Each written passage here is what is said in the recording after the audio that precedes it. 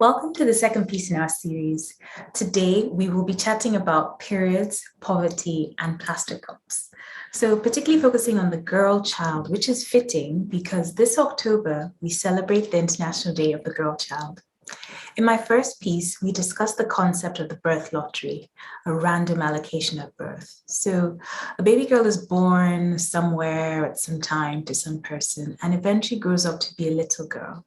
The next significant point in their life cycle is puberty. Puberty is announced by changes, including the onset of the first menstrual bleed, aka periods, and on average, this happens around 9 to 11 years. In many societies, this marks a transition into womanhood. And I wonder if this is when little girls begin to become threats to the world. There are widespread cross-cultural taboos around periods, and many of us will have a period story or two. And it may be a story of newness, being caught off guard, transition, often embarrassment. And these stories and memories, they accompany us to the hidden aisles of the pharmacies and chemists on our quest for sanitary products to manage our menstrual hygiene. And these stories are shrouded in mystery and shame, which we inherit from society and our aunties and sisters and mothers. So some cultures, menstrual rights are actually considered sacred and empowering, and they give space for women apart from the male gaze. I would argue that such narratives are important in reclaiming the position of girls and achieving gender equity. So why is period parity essential to achieving the Sustainable Development Goals? Achieving gender equality is one of the Sustainable Development Goals. And according to UNESCO, before the 2020 COVID-19 pandemic, about 60% of girls in all low-income countries around the world finish primary school.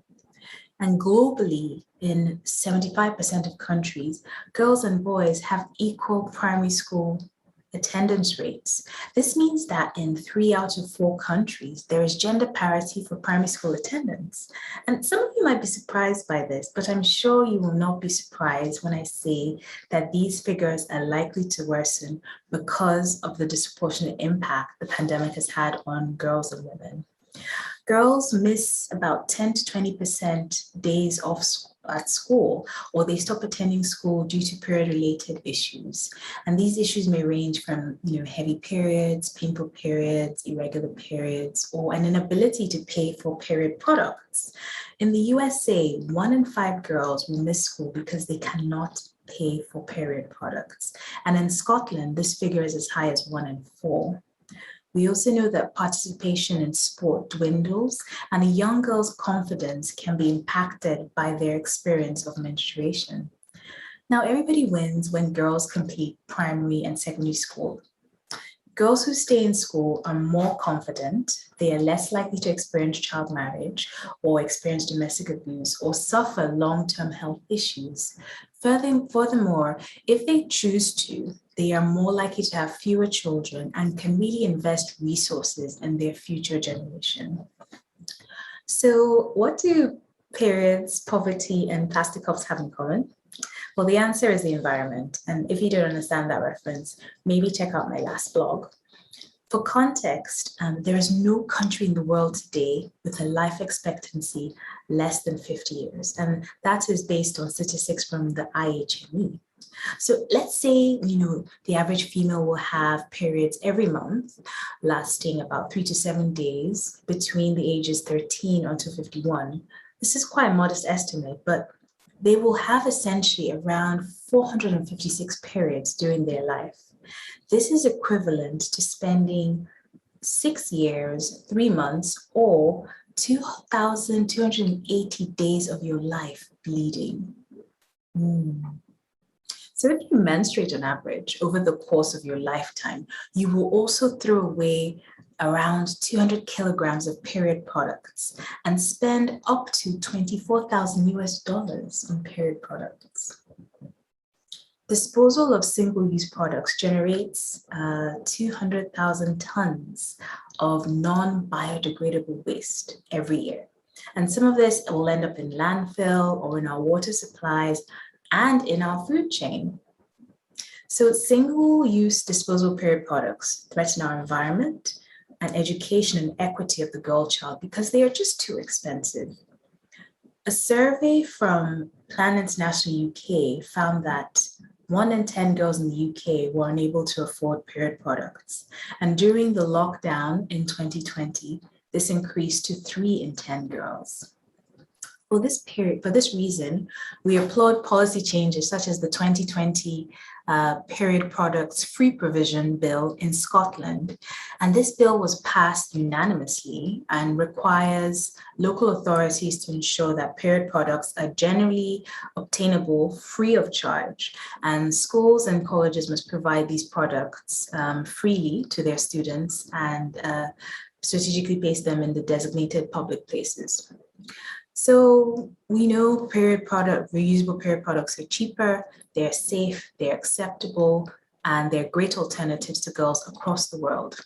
So I'll share two qualitative studies which highlight this. The first is from Uganda, and then the second is from Nepal.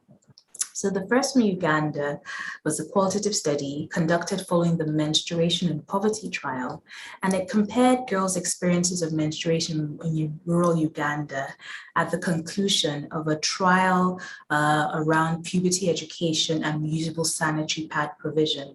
And this study was done to sort of understand the pathways of effect with regards to these interventions. And then the second qualitative study was an acceptability study of the use of the menstrual cup amongst schoolgirls in Nepal. So the one in Uganda looked at reusable menstrual pads, and in Nepal we're looking at the menstrual cups. And both of them found that the reusables were very acceptable. Girls described feeling more confident and reported higher school attendance as well. So the question is, what do girls want and need to have a dignified period? Another qualitative study in Zambia and Rwanda explored the views of not only schoolgirls, but schoolboys, community and school teachers around menstrual hygiene, as it is called. And there were three key themes that came out. One, access to affordable and comfortable period products is absolutely important. Access to water, hygiene, and sanitation, aka wash facilities in schools, is critical. And thirdly, access to friendly and safe environments that do not lead to embarrassment, fear, or being teased, and make girls feel like they're able to ask questions about their periods is, again, very, very important. And these things are not rocket science. So we can keep girls in school by providing easy access to dignified, affordable, and sustainable period products that don't cost the earth. And empowered, educated girls grow up to be empowered women who can contribute meaningfully to their families, their communities, society, and the economy at large. Marketing companies, they profit off our shame and secretive narratives associated with menstruation, and we pay the price in expensive period products that also cost us our environment. So we must challenge this. After listening to this, you might be thinking, what can I do? Well, if you have periods, I would consider swapping to reusable period products. The environment and your purse will thank you. And inspired by the Scottish example, why not write to your local policymaker asking that period products are provided free in our educational institutions? And remember that everybody wins when girls stay in school.